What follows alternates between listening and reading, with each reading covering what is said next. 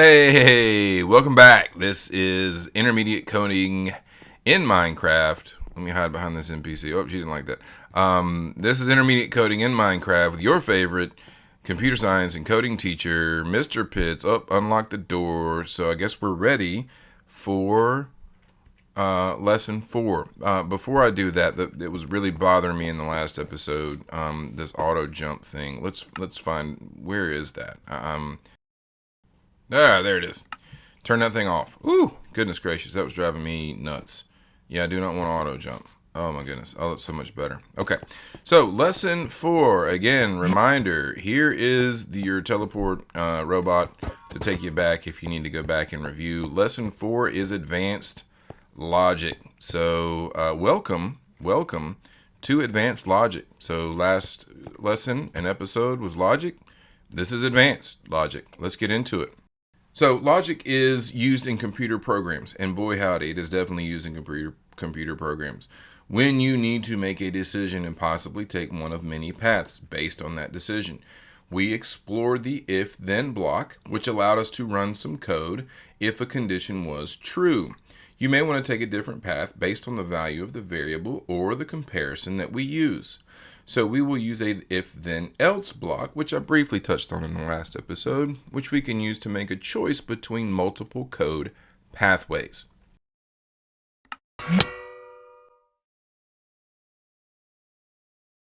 So the standard if-then block would allow you to run code if a condition was true, and it would skip it if the condition was false.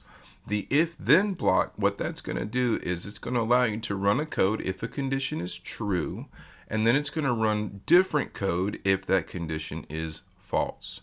So instead of a skip, what it's going to do is it's going to run this second set of instructions or the second set of code if it's false. So either way, we're doing one of the two.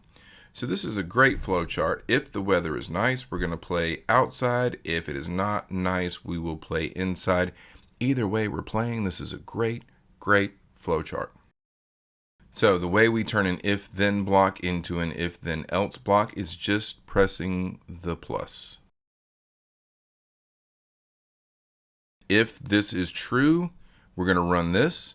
If this is false, then we're going to run this code under the else, and then we're going to move on to the next block in the line. Pressing the plus again brings you to the if-then, else, if then, else here. And so you can have as many of these as you really want to get complicated, right? So the only thing you need to know about this is that if this is true, then we will run this code in the first section and skip the other two. So once you have an if then else like this, it's only going to run one of these three sets of codes. Just like an if then else, it's only going to run one of the two sets of codes. So this is not something where we want to check this, then run this, then check this, then run this. This is, hey, we're only doing this if the given thing is true. Here's a good example. What we're going to do is we're going to run a chat command called age. If the player age is less than 11, you are probably in primary school or elementary school. Else if, now if we get to this else if, we know that the player age is 12 and above. Because if it's less than or equal to 11, which is 1 through 11, then it's going to run this and exit the logic. But if it's not less than or equal to 11, so if it's 12 or above, it will run this comparison. So else if the player age is less than or equal to 16, what that means is that you are probably in secondary school. So if you're over 12 but under 16 or equal to 16, then you're going to get this, you are probably in secondary school. And if you are over that, then it will say you probably finished school or you're in college or university. Here's what it looks like as a flow chart. If this is true, we go here and then exit the logic. If that's not true, we come down here and check again. If this is true, we get this and then exit the logic. If that's not true either, then we come down here, we get this, and then we exit the logic. So we're running one of these three messages into the chat. All right, so now we're going to talk about the Boolean operator. Sometimes decisions are not as simple as being based on one variable's value. Sometimes you got to compare a couple different things. So you can expand the if statement to use a Boolean operator to find out if it's based on two different comparisons. So we use the Boolean operators to expand the condition of an if statement to be based on multiple comparisons. So there's and, or not are Boolean operators. They are found here at the bottom of the comparison. So we have our and, or, and not operators to go with our comparisons. The thing you need to understand is that each side of the operator is a comparison. If player age is less than 13, that's going to be true or false. Has parental consent equals false, that's going to be true or false. Then we're going to compare this true with this true or false with this true or false. And if they are both true because it's an and, then we will run this code. We'll look at this in the activities. But it's a true false, and then we're comparing. So for an and, both have to be true for the and itself to be true. If we have an or, either one can be true for the whole thing to be true. Right? It's either Wednesday or it's Thursday. If either one is true, then the whole thing is true. And then a not is basically a way to make it negative. So if the agent detects block forward, that is true or false. Let's say there is a block in front of him, then we would say, okay, if there's a block in front of him, and if there is not a block in front of him. So if there's no block in front of him, that's false. The not makes the false true. Then we would run this code. If there is a block in front of him, and we make that a not, so if there is a block in front of him, that would be true. The not makes it false, then we are not going to run this code. So the not always makes it the opposite, true or false. All right, and we're going to move on to the next character. Lesson 4, Activity 1, let's go. Be sure to give your NPC a name if you haven't. Throw those in the comments for sure.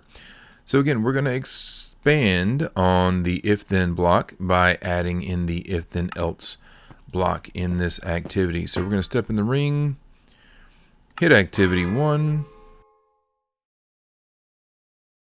and see what we have. So in this activity, we will use the if-then-else blocks to add some functionality to the Minecraft game. We will use our agent to hunt for treasure. That sounds good to me. Always like treasure.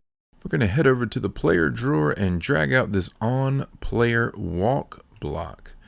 So this is an event block, and what's going to happen is it will run any code inside of this once a player walks. Now there are some other options in here: swim, fall, climb, swim lava, fly, riding on a horse or other mob, sneak, sprint, bounce. All right, so but we're going to leave this on walk. Then we're going to drag out the agent teleport to player block and put that inside of this walk block. What this is going to do is every time we take a step, the agent will teleport to the player. So every time we take a step, it's going to run this code, which brings the agent to the block that we're on. Double check our code. Next, we're going to drag out the if-then-else block. So here's the if-then block we were using before. Here's the if-then-else block. By the way, if we accidentally drag out the basic if-then, just hit the plus to add the else like we talked about. Now we're going to go get a comparison block and put it where the true is. Now keep in mind, the comparison, there's number and then there's text. So just make sure if we're comparing numbers that you grab the right one. Have had an issue in the past in class where people drug out the text comparison and couldn't put numbers in there, and so they couldn't figure that one out. So yeah, always make sure you get the right type of comparison block. All right, so next we're going to put an agent inspect block forward on top of the first 0. and change it to inspect down. Again, making sure that we click it to the right spot. So the agent's going to be inspecting downward. Then we're going to replace the second 0 with a block from the blocks drawer and change that to white concrete. So there's the block from the blocks drawer, and we're going to change that to white concrete. Not white concrete powder. Okay, make sure we get the right white concrete, right block. Although there is some white concrete powder out here, so it still would work. But yeah, I'm going to follow directions here. So this will check if the block below the agent is a white concrete block. And if so, the blocks will run. So for example, agent's going to teleport to player, then move to the next line in the code. Then we'll run an if, and we're going to check. So agent inspect block down. We're going to get the content ID for whatever block is under the agent. That will be compared to white concrete. If that is true, so if the block under the agent is equal to white concrete, then we will run this code here under the if. If it is not white concrete, this will return false, right? So grass is not equal to white concrete. That would be false. Then we'll run the code that's in the else section. Basically, we're going to put a little bit of information in the chat here. All right, say, hey, you found the treasure.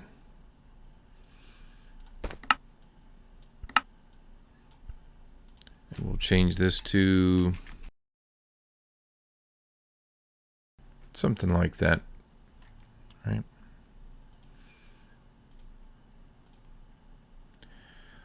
So again, this is the screenshot for lesson 4, activity 1.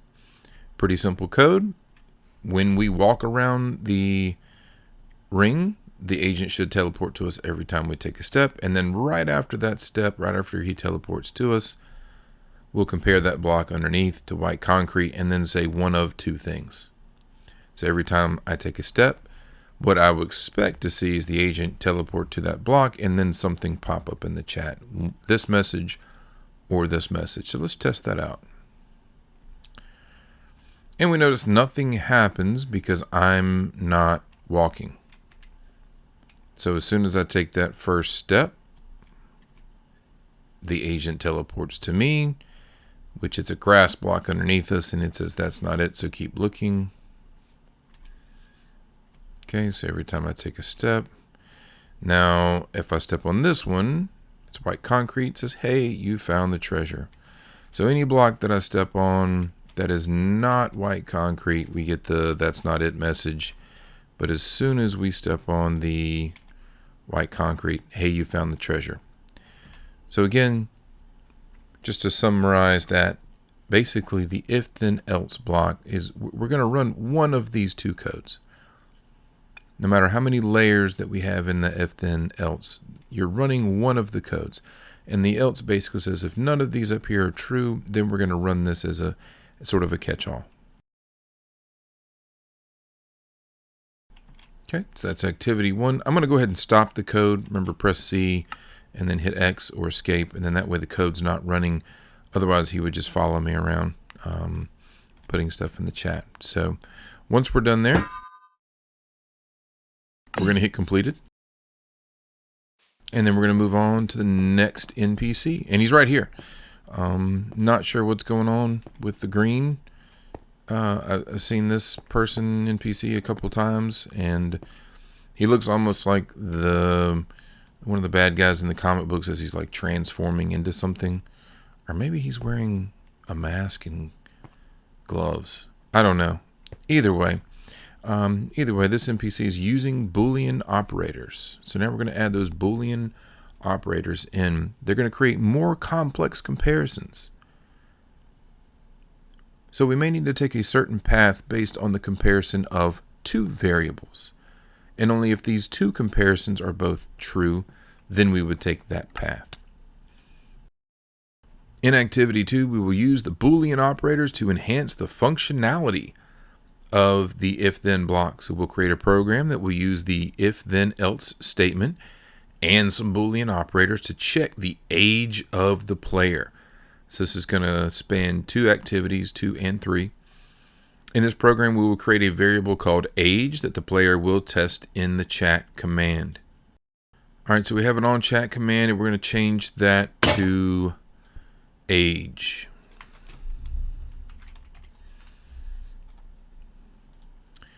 Then we're going to click on the plus symbol to add an argument. And it's going to create a variable called num1. We're going to rename this as age. This is not something that I would normally do. And the reason for that is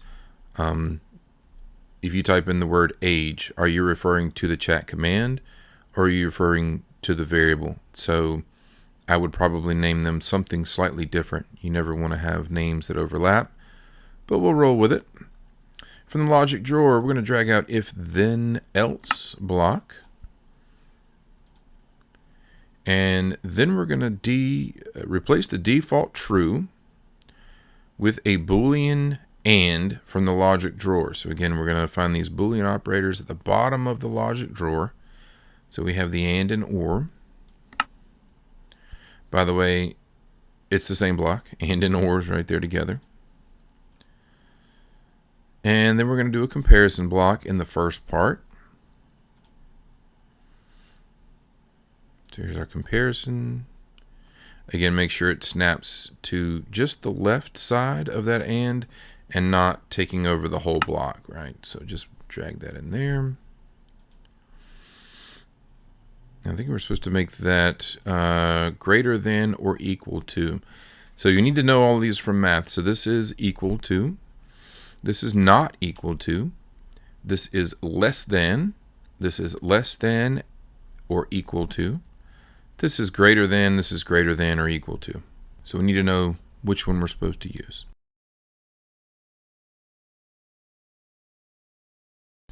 All right, from the variable drawer, we're going to drag out age.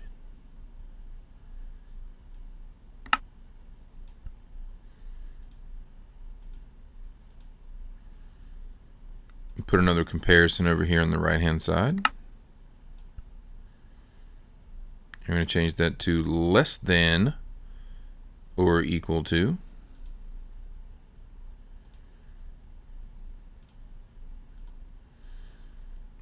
Also use age again. And we're going to change the numeric value here to 3.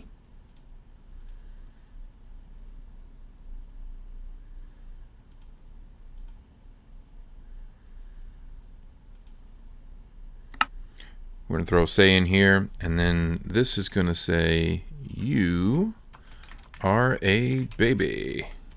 Exclamation point. Hey, you're a baby! Which is kind of a strange thing, because the baby's probably not going to be running this code. But, nonetheless, make sure we got our code right. Now it says, let's test the code. So this is the first part. We're going to wrap this up in activity 3 and really get to more levels of this. However, let's pause and take a second. And remember, just said a few minutes ago, that when we have an and then we're going to have a comparison on the left side and a comparison on the right side of the and. For the and to be true, the whole thing to be true, both sides of the and must be true. Okay, that means that age has to be greater than or equal to 0 and has to be less than or equal to 3. So what that means is the only numbers that this will work for, where this returns true, is 0, 1, 2, and 3. If we put in the number 4, for example, for age, is 4 greater than or equal to 0? Yes, so this one would be true. Is 4 less than or equal to 3? No, so this would be false. So a true and a false makes the whole and false. So then we would not run this code. Okay, if we put in the number 2 for age, is age equal to 2? Is 2 greater than or equal to 0? Yes, that's true. Is 2 less than or equal to 3? Yes, that's true. So when we have a true and a true, then the whole thing is true. We'll run this code. So let's test this out. Again, it should only work for 0, 1, 2, and 3, and anything else would actually go into this else, which we have no code here yet. So it won't actually do anything. Let's test this out. Hit T to open our chat. We're going to type in our command, which is age, and then give it a number 6. We should get nothing from this one because that would fall under the else code. Yep. How about if we type in age 1? We should get you are a baby. There you go. So that's how that works. This is activity 2 for lesson 4. This is the screenshot you want to send in to make sure you get credit for your activity.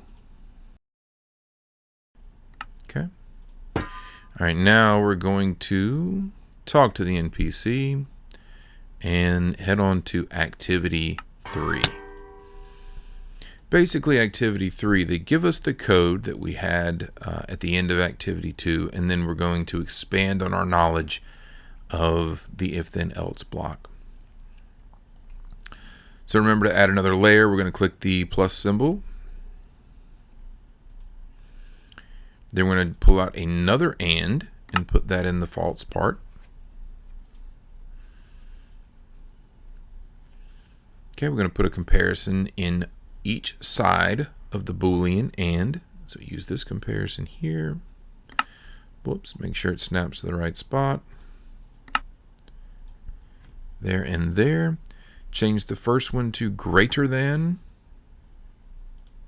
and the second operator to less than or equal to. Okay, now we're going to place an age in the first part of the 2 comparison operators.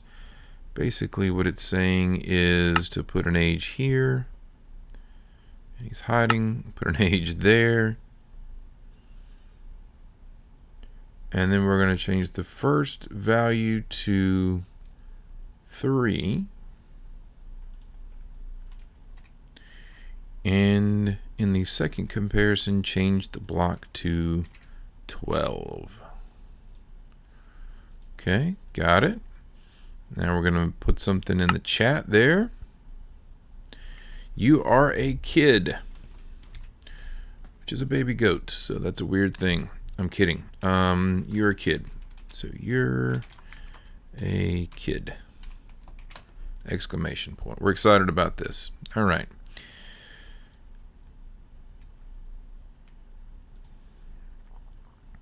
Add a further if-else section by clicking the plus symbol. So we're adding another layer to this. Same thing as before. As a matter of fact, what I'm going to do is, to save myself some time, duplicate the and. Whoops. Duplicate the and throw that in there. And then we're going to do the values between 12 and 18. So again, just right click and duplicate that and that way you don't have to drag out all those different blocks again to put that together. And then our message now is going to be you're a teenager. So I'm just going to hop in here and change kid to teenager. Beautiful.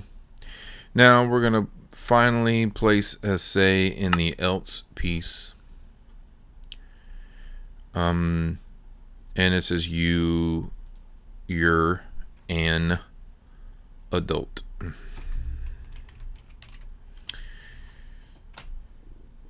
And at this part in the class, I often have a quick discussion about the difference between your and your, just to make sure we're up on our grammar on this one. So you're an adult, right? Now, let's pause for a minute and think about why we have these messages where we do. So in this part, what's going to happen is if we type in, like we saw in the last activity, any age 0, 1, 2, or 3, then we'll get a message that says you are a baby, and then this logic block is over, and we would move to the next block in the code, but there is not one here. So then it will be done. However, if this is false, so if we were to put in 5, for example, for age is 5 is greater than or equal to 0, true. 5 is not less than or equal to 3, so that makes this false, which means we're not going to run. If this is false, then we're going to go down here to this else, and we're going to check here. Is 5 greater than or equal? Is 5 greater than 3? Yes. Is 5 less than or equal to 12? Yes. So we have true and true, which makes this true, which means we will run this code. We will get you're a kid, and then we end the if then else block, and we come out here and do whatever's next in line. However, if let's say this were false, we typed in 15, right? So again, 15 is greater than or equal to 0, true. Less than or equal to 3, false. This is false, so we go down here to the else. Is 15 greater than 3? Yes, that's true. Is 15 less than or equal to 12? No, that's false. So that makes this false. We're going to go down to the next else. Is 15 greater than 12? Yes. Is 15 less than or equal to 18? Yes. So that's true and true. So then we're going to run this code and exit out. And you can see where we're going. Let's say I typed in 46. So again, this would be false, this would be false, this would be false. So then we're going to come down here, and anything that's over 18 would be false for all three, and then it was going to say you're an adult. All right. So let's test that out and see what we got. We'll run a few different ages to see, just to make sure that we've got it working right. So our brackets are 3, 12, and 18. Age 3, you're a baby. Age, let's go 13, you're a teenager. Wait, there was one in between, wasn't there? Age 11, you're a kid. So we got baby, kid, teenager, and then the last one is age 42, 3, whatever. You're an adult. Okay, and that code is still running. So if we were to type in age 436, yes, you're an adult at 436 years old. So and again, it's going to go through, take that age and run that through those checks in order. If this is true, we'll get this code. If this is true, we'll get this code. If this is true, we'll get this code. But we only get one, right? We only get one. Okay, there's your screenshot for activity 3. You want to talk to the NPC again, mark that one completed, and head through the unlocked door to do, yes, okay, so here we are. Ooh, eerie noise. Here we are at the logic challenge assessment. So first up, we're going to talk to the NPC. Again, this takes you to your coding in credentials portal if you need to. If your instructor's having you upload those make code files to that portal. All right, so step 1 of any problem solving process is to understand the question, understand the problem that we're being asked. So let's go through this one real quick just to make sure we understand what we're being tasked with. So using make code, I like to flip this around and say you can create some code which responds to the chat command build. So number 1, chat command build. In the code, make your agent move forward and lay a grass block behind them only if, there's a big word in coding, if they don't have a block in front of them and they have one or more blocks in their inventory slot 1. Remember to give your agent some blocks in their inventory slot 1. So what I see here is an if, and then I see 2 comparisons. Do we have a block in front of them, that them being the agent, And then we're going to compare the number of blocks in their inventory, slot 1, to the number 1 to make sure that they have at least one. And that makes sense, right? Because if we're going to ask our agent to move forward and lay a grass block, then the agent must be able to move forward, i.e. not have a block in front of him, and must lay a grass block, i.e. have that in his inventory. Okay, so when you're ready to tackle that challenge, what you're going to do is you're going to come over here. Here's some grass blocks for the agent. What you want to do is come over here. I like to hit reset area on this one. And then if you press C, we should get the agent. So in this one, you're going to hit new project. Give it a very specific name. Lesson 4. Assessment. And we're going to create that code. When you hit reset area, and a lot of students freak out when this happens, all of the grass blocks that were here disappear. This is a very tough one to test. So what I normally recommend is coming over here to the box, grabbing the shovel and the grass out, and then you can test it by putting some grass there and maybe putting some grass there. And when you run the code, he should be able to go forward and place the first block back, but then have an issue with the second block. The other thing that you want to keep in mind is if the agent cannot move forward or cannot place a grass block behind them, then what you want to do is put something in the chat that says, I can't do that. Bonus points if you can put in the chat which one is preventing the agent from doing his activity. So, okay, so that's the challenge challenge assessment for lesson 4 for advanced logic. I'm going to leave you to it, and I will of course always upload the supplemental for those of you that just want to check your answer and make sure that you got that correct. So again, short lesson, however very important lesson, because logic is the thing that allows us in code to decide what to run as the code is running, right? So we can take different paths in our algorithm and different paths with our code based on which variables are what values and which things are true, and all sorts of good decisions to make. So I hope you've enjoyed lesson 4. Once you've done the test and you've gotten credit for that, you can check back for the next video, which is going to be our assessment supplemental. So thanks again for watching. This has been lesson 4, Advanced Logic, with your favorite computer science teacher. It's Mr. Pitts. All right, see you.